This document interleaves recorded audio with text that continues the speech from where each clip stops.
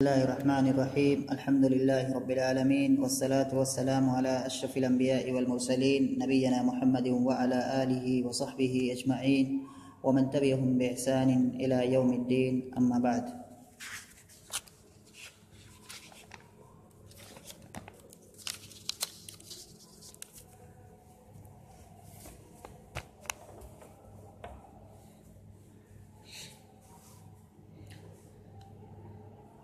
ہم لوگ پچھلے درس کے اندر امرؤ القیس کے معلقہ میں اس کا جو آخری حصہ ہے اس کو پڑھ رہے تھے، اور ابھی ہم اس معلقے کو پورا کرنے کے قریب ہیں، اور اس کا جو آخری مقطع ہے یا اس کا جو آخری اس معلقے کے جو آخری اشعار ہیں، ان اشعار کا جو موضوع ہے وہ ہے مطر یا بارش کا وصف بیان کرنا.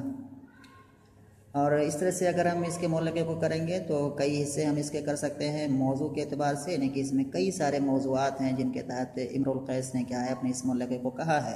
اس کے معلقے کا کوئی ایک ہی ٹاپک یا کوئی ایک ہی موضوع نہیں ہے، اور یہ زمانۂ جاہلیت کے جو قصائد ہوا کرتے تھے یا جو معلقات جن کو ہم کہتے ہیں، یا اور دوسرے جو قصائد ہیں، ان کی مطلب ایک طرح سے یہ میزہ ہے، ان کی ایک پہچان اس طرح سے ہے کہ ان میں شاعر کسی ایک ہی چیز کے بارے میں کلام نہیں کرتا ہے، بلکہ اس کے جو اغراض ہوتے ہیں شاعر کے، یعنی کہ جو اس کے شعر کے جو اغراض ہوتے ہیں وہ کئی سارے ہوتے ہیں، کئی سارے معنوں کے لیے، کئی سارے مقاصد کے لیے وہ ہے ایک ہی قصیدے میں شعر کہتا ہے. تو ابھی تک ہم نے سمجھتا آیا اس میں غزل بھی ہے، کہیں پر فخر بھی ہے، کہیں پر وصف ہے، اور یہاں بھی کیا ہے وصف ہی ہے، لیکن یہ بارش کا وصف ہے. اور اس کو کیا ہے وہ بیان کرے گا اس ماحول میں جو کہ وہ بادیہ کا ماحول ہے یا جو دیہات کا جو ماحول ہے، ان سارے تناظر میں کیا ہے یہ بارش کی کیا ہے اس کو دقت کے ساتھ اس کو بیان کر کے کرے گا، اور بیان کر رہا ہے. ہم نے اس کے جو ہے یہ جو مقطع ہے یعنی کہ جو جس کا تعلق بارش سے ہے، اس کے ہم نے کچھ لائنیں ہم نے اس سے پہلے پیچھے پڑھی ہیں، اور آج ہم اس کو پڑھنے کی کوشش کریں گے جو اس کی جو باقی لائنیں ہیں. یہاں پر جو ہے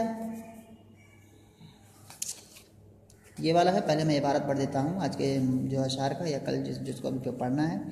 شاعر کہہ رہا ہے فَأَزْحَى يَسُحُّ الْمَاءَ فَوْقَ كُتَيْفَةٍ يَكُبُّ عَلَى الْأَسْقَانِ دَوْحَ الْكَنَهْبَلِ وَمَرَّ عَلَى الْقَنَانِ مِنْ نَفَيَانِهِ فَأَنزَلَ مِنْهُ الْعُسْمَ مِنْ كُلِّ مَنْزِلِ وَتَيْمَاءَ لَمْ يَتْرُكْ بِهَا جِزْءَ نَخْلَةٍ وَلَا أُطُمًا إِلَّا مَشِيدًا بِجَنْدَلِ.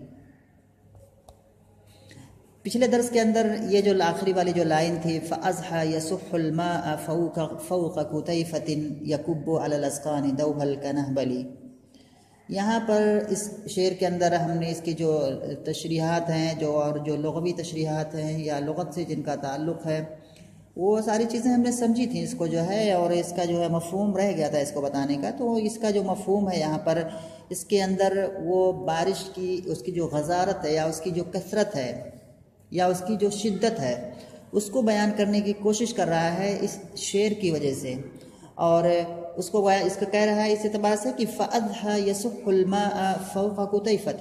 فَأَزْحَى أي فَأَزْحَى السَّحَابُ. تو ازحا یہاں پر کیا ہے فعل ناقص ہے، جیسے کہ پہلے میں نے بتایا تھا اس درس سے پہلے، تو یہ فعل ناقص ہے، اور اس کا جو اسم ہے اس کے اندر ہوا کی ضمیر ہے جو کہ لوٹ رہی ہے السحاب کی طرف. تو اگر ہم یہاں پر اس کو رکھ کے کہنا چاہیں تو ہو جائے گا فَأَزْحَى السَّحَابُ يَسُحُّ الْمَاءَ فَوْقَ كُتَيْفَةٍ. تو یہ بادل پانی کو صحّ یا صحّ کے معنی میں نے بتایا تھا، اس کے معنی ہوتے ہیں اڑیلنا کسی چیز کو، اڑیل دینا. اڑیلا نا کسی چیز کو تو کتنا وہ گرے گا، جیسے کوئی گیلن ہے یا کوئی بالٹی ہے یا کوئی بڑا سا ڈرم ہے، اس کو اگر اڑیل دیں تو کتنی کثرت کے ساتھ وہ چیز گرے گی. تو یہ چیز لفظ لا کر کے یہ بارش کی کثرت کو بیان کرنے کا معنی ہے کہ فَأَضْحَى يَسُحُّ الْمَاءَ، پانی کو اڑیل دیا ایسا. تو اس طرح سے معنی ہے یہاں پر بادل نے پانی کو اڑیل دیا گیا، یعنی کہ بہت ہی زیادہ بادل نے کیا ہے پانی برسایا. فَأَضْحَى يَسُحُّ الْمَاءَ فَوْقَ كُتَيْفَةٍ، تو وہ بادل پانی کی زبردست برسات کرنے لگے فوق کتیفتن، کتیفہ نامی جگہ کے اوپر، یا کتیفہ نامی جو گاؤں ہے یا وادی ہے جو بھی جگہ ہے اس کے اوپر کیا ہے بھاری بارش کرنے لگے. اور اس کے بعد کیا ہے فَأَزْحَى يَسُحُّ، اور کیا کرنے لگے، اور وہ کیا ہے یکب علی الاسقان دوح الکنحبل، اور کنحبل کے بڑے درختوں کو منہ کے بل، یا حال بھی اس کو مان سکتے ہیں یا اس کو خبر بھی مان سکتے ہیں دوسری، یعنی کہ جو اگر لوگوں نے کہا ہے کہ مطلب فاضحہ جو یہاں پر جو فعل ہے اور اس کا جو کیا ہے اس کا جو اسم ہے فعل ناقص ہے تو اس کا اسم ہوگا جو کہ ہوا کی ضمیر ہے جو کہ صحاب ہے، اور یسق الماء فوق قطیفۃ، یہ جو پورا ایک جملہ ہے یہ جملہ کیا ہے اضحیٰ کی خبر اول ہے، اور یکب علی الاسقان دوح الکنحبل یہ کیا ہو جائے گا اس کی اضحیٰ کی دوسری خبر ہو جائے گی۔ تو یہاں پر گویا کہ یہاں پر دو جملے آئے ہوئے ہیں، یسق الماء فوق قطیفۃ اور یکب علی الاسقان دوح الکنحبل، اور یہ دونوں جملے کیا ہے ایک کے بعد ایک کیا ہے خبر واقع ہو رہے ہیں اضحیٰ فعل کے۔ تو مفہوم کیسے ہوگا؟ مفہوم ایسے ہوگا کہ یہ جو ہے بادل قطیفہ نامی جگہ کے اوپر بھاری بارش کرنے لگے اس طرح سے کہ انہوں نے کنحبل کے بڑے درختوں کو منہ کے بل یا آدھے منہ گرا دیا۔ بارش ایسی ہوتی ہے مطلب تیز بارش ہوئی اور اس بارش سے جو پانی کے جو دھار بہ رہی تھی، یعنی کہ پانی جب بارش ہوتا ہے دیکھا ہوگا کہ بارش ہوتی ہے پانی گرتا ہے تو پھر نیچے اکٹھا کر کے پھر بہت تیزی سے بہتا ہے سیلاب کی شکل میں، تو اس جگہ راستے میں جو کچھ بھی پاتا ہے سب کو بہا کر کے لے کے جاتا ہے۔ اس بیچ میں جو کنحبل کے جو مضبوط درخت مانے جاتے تھے اس زمانے میں بادیہ کے اندر، ان کو بھی کیا ہے گرا دیا اس پانی کی اس دھار نے، پانی کی اس بہاؤ نے۔ تو یہ کہنے کا اس کا مفہوم ہے کہ اتنی بارش ہوئی کہ پانی اس طرح سے بہنے لگا کہ کنحبل کے درخت جو کہ مضبوط ترین ہیں وہ تو جو چھوٹے چھوٹے درخت ہیں وہ تو بہ ہی جائیں گے، لیکن یہ کنحبل والے درخت جو ہے یہ بھی کیا ہے بہ گئے۔ تو اس سے بارش کی کثرت یا بارش کی شدت کو بیان کرنا چاہتا ہے۔ آج کے زمانے میں جیسے بارش ہوتی ہے بہت جگہ دیکھا ہوگا کہ بارش ہوتی ہے تو راستے میں جو کچھ کی گاڑیاں کاروار سب کیا بہنے لگتی ہیں، اگر بہت تیز اگر بارش کی پانی کی دھار اگر بہتا ہے تو اس طرح سے ہوتا ہے۔ تو یہ کہہ رہا ہے، یہ معنی کہہ رہا ہے کہ بیچ میں جو بھی پڑا درخت پڑا کنحبل کے درخت کو گرا دیا تو اور چیزیں کیا ہے تو گرا ہی دے گا۔ تو کہہ رہا ہے کہ فَأَضْحَى يَصُحُّ الْمَاءَ فَوْقَ قُطَيْفَةٍ يَكُبُّ عَلَى الْأَسْقَانِ دَوْحَ الْكَنَحْبَلِ، تو یہ بادل قطیفہ نامی مکان کے اوپر بھاری بارش برسانے لگے اس طرح سے کہ انہوں نے کنحبل کے بڑے بڑے درختوں کو آدھے منہ گرا دیا۔ تو یہ جو ہے اس کا مفہوم ہو گیا۔ یہ جو ہے اگر ہم اس کو نحوی اعتبار سے اگر دیکھیں تو نحوی اعتبار سے ابھی میں نے بتایا ہے کہ یہ جملہ کی سیٹنگ کیسے بنے گی۔ تو یہ اضحیٰ یہاں پر فعل ہے، فا یہاں پر عطف کے لیے ہے، اضحیٰ فعل ہے، اس کے اندر ہوا کی ضمیر فاعل ہے جو کہ صحاب کی طرف لوٹ رہی ہے، یصح فعل ہے، اس کے اندر ہوا کی ضمیر فاعل ہے جو کہ صحاب کی طرف لوٹ رہی ہے، الماء مفعول بھی ہے، یصح فعل کا، فوق مضاف ہے، قطیفۃ مضاف الیہ ہے، اور فوق قطیفۃ یہ متعلق ہو جائے گا کس سے؟ یصح فعل سے۔ اس کے بعد یصح فعل اور پورا کیا ہے مفعول اور ظرف سب کے فاعل سب سے مل کر کے ہی جملہ ہوگا، خبر ہو جائے گی اضحیٰ فعل کی، یہ اضحیٰ کی جو کہ فعل ناقص ہے۔ یکب علی الاسقان دوح الکنحبل یہ بھی بالکل آسان سا ہے، اس میں ترکیب ہے، یکب فعل ہے، اس کے اندر ہوا کہ ضمیر فاعل ہے جو کہ صحاب کی طرف جا رہی ہے، علی الاسقان جار مجرور یکب سے متعلق ہے، دوح الکنحبل دوح مضاف اور کنحبل کیا ہے مضاف الیہ۔ تو اس طرح سے کیا ہو جائے گا یہ مفعول بھی ہو جائے گا یکب فعل کا۔ اس کے بعد پھر آگے جو ہے آگے والی لائن میں وہی بارشی کا تذکرہ ہے، شاعر کہہ رہا ہے وَمَرَّ عَلَى الْقَنَانِ مِن نَفَيَانِهِ فَأَنزَلَ مِنْهُ الْعُصْمَ مِنْ كُلِّ مَنْزِلِ وَمَرَّ عَلَى الْقَنَانِ مِن نَفَيَانِهِ، مر یمر من گزرنا، علی القنان، قنان جو ہے یہ بھی کیا ہے کہ جگہ کا نام ہے یا ایک پہاڑ کا نام ہے، القنان یعنی کہ کوہ کنان ہم کہہ سکتے ہیں، قنان ایک پہاڑ کا نام ہے۔ اور اس کے بعد ہے من نفیانہ، نفیان کہتے ہیں کہ بارش کے برسات کے وقت بارش کے جو مطلب ادھر ادھر اس کی جو بوچھاریں ادھر ادھر جو پھیلتی ہیں، مطلب بارش سیدھی نازل ہوتی ہے تو ہوا کے سے جو ہے اس کی بوچھاریں کنارے کنارے چلی جاتی ہیں، تو یہ اصل میں کہتے ہیں نفیان کو، تو بوچھار چھینٹے اس طرح سے یہ معنی ہے نفیان کے، نفیانہ اے نفیان المطر، ومر علی القنان من نفیانہ فانزل منہ العصم من کل منزل، انزل معنی یہاں پر ہے اتار دینا، نازل کرنا۔ تو فَأَنزَلَ مِنْهُ الْعُصْمَ، اور جو عصم یہاں پر ہے اعصم کی جمع ہے۔ اعصم کہتے ہیں اس جانور کو جس کے آگے دونوں ہاتھوں میں سے کوئی ایک ہاتھ، یعنی کہ دونوں جانور کے جو اگلے جو دونوں پیر ہوتے ہیں وہ دونوں ہاتھ اس کے مانے جاتے ہیں، اور پچھلے جو دونوں ہوتے ہیں اس کے پیر مانے جاتے ہیں۔ تو اگلے اس کے جو دونوں ہاتھ ہیں ان میں سے ایک اگر کوئی سفید ہو تو اس جانور کو اعصم کہا جاتا ہے۔ اس اعصم کی جمع آئے گی عصمن۔ اور یہاں پر اس سے کوئی بھی جانور ہو سکتا ہے، لیکن بطور خاص یہاں پر شاعر جو مراد لے رہا ہے وہ پہاڑی بکروں کو مراد لے رہا ہے۔ ان کے اندر بھی یہ صفت ہوتی ہے، ان کا مطلب ایک اگلا والا جو حصہ ہوتا ہے پیر کا، ہاتھ کا جو حصہ ہوتا ہے دونوں ہاتھوں میں سے ایک، وہ سفید ہوتا ہے۔ یہاں مراد پہاڑی بکروں کو لے رہا ہے۔ بن کل منزل، منزل کے معنی جگہ۔ تو شاعر کہہ رہا ہے کہ وَمَرَّ عَلَى الْقَنَانِ مِن نَفَيَانِهِ، اور اس بارش کا کچھ حصہ، یعنی کہ چھینٹے مراد نہیں لیں گے کہ اس کا کچھ چھینٹا جو ہے کوہ کنان پر پڑا، نہیں، اس کو جو ہے نفیان کہہ کر کے وہ مطلب قلیل مراد لے رہا ہے کہ تھوڑی سی اس کی جو اس بارش کی جو ہے تھوڑا سا حصہ کیا ہے کوہ کنان پر بھی گرا۔ تو کہہ رہے کہ وَمَرَّ عَلَى الْقَنَانِ مِن نَفَيَانِهِ، اور اس بارش کا کے چھینٹے اگر کہیں گے لفظی طور میں تو، اور اس بارش کے چھینٹوں میں۔ اچھا یہاں ایک چیز اور پھر بتا رہا ہوں کہ یہاں پر جو اصل میں عبارت اس کی ایسے ہے وَمَرَّ عَلَى الْقَنَانِ شَيْءٌ مِّن نَفَيَانِهِ، وَمَرَّ عَلَى الْقَنَانِ شَيْءٌ مِّن نَفَيَانِهِ۔ تو یہ جو شیئن ہو جائے گا یہاں پر مرہ فعل ہو جائے گا، علی القنانی اسی سے متعلق ہو جائے گا مرہ فعل سے، اور شیئن جو ہو جائے گا یہ موصوف، اور کائن من نفیانہ یہ جو ہو جائے گا اس طرح سے صفت ہو جائے گی شیئن کی، اور شیئن موصوف اور کائن من نفیانہ اس کی صفت، اور موصوف صفت پھر یہ مرہ کا فاعل ہو جائے گا۔ تو اس طرح سے یہ جملہ بنے گا تو وَمَرَّ عَلَى الْقَنَانِ شَيْءٌ مِّن نَفَيَانِهِ، اور کوہ کنان پر اس بارش کے چھینٹوں میں سے کچھ حصے پڑے، یہ معنی ہو گیا۔ لیکن میں چھینٹے پڑے ایسے مراد یہ لے رہا ہے کہ مطلب اس کی کچھ بارش، ہلکی پھلکی بارش کوہ کنان پر بھی کیا ہے نازل ہوئی، جس کی وجہ سے فَأَنزَلَ مِنْهُ الْعُصْمَ مِنْ كُلِّ مَنزِلِ۔ پس جب یہ ہوا تو کیا ہوا پھر،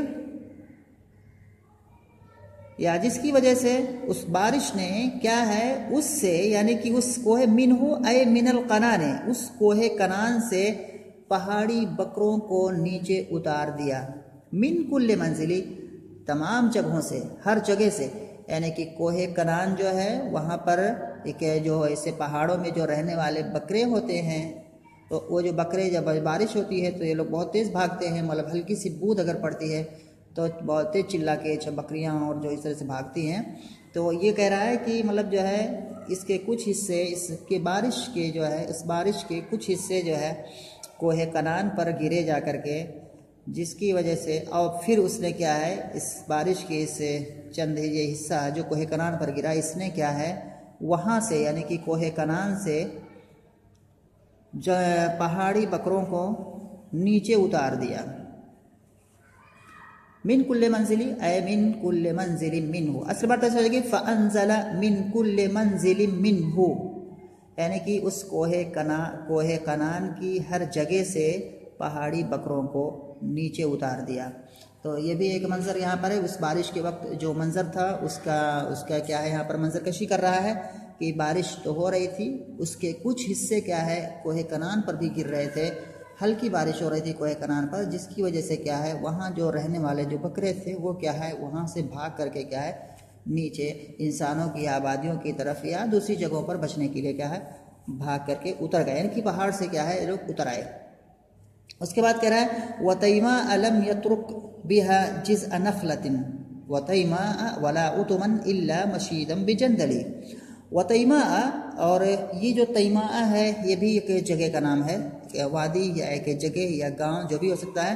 تو تیماء المہم کیا ہے یہاں پر ایک جگہ کا نام ہے، وَتَيْمَاءَ، اور جو تیماء یہاں پر ہے تیماء اصل میں کیا ہے یہ غیر منصرف ہے، کیونکہ اس الف ممدودہ آخر میں اس کے ہے، الف ممدودہ لگی ہوئی، جیسے حمراء آتا ہے، حمراء غیر منصرف ہوتا ہے الف ممدودہ، اور یہ سارے کیا ہوتے ہیں ایک ہی سبب ہے، لیکن کیا ہے یہ دو سبب کے قائم مقام ہوتے ہیں۔ تو اس لیے کیا ہے اگر کسی اسم کے آخر میں الف ممدودہ لگا تو وہ کیا ہے غیر منصرف مانا جاتا ہے.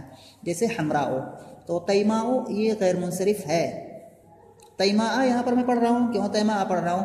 تیماء اس لیے پڑھ رہا ہوں کیونکہ واو اس سے پہلے کیا ہے، واو عطف کا ہے، اور یہ معطوف ہے کس پر معطوف ہے؟ اسی قنان پر. جو قنان ہے پچھلی لائن میں اسی قنان پر تیماء کا عطف ہو رہا ہے. تو اصل میں عبارت کیا ہو جائے گی؟ وَمَرَّ عَلَى تَيْمَاءَ مِن نَفَيَانِهِ.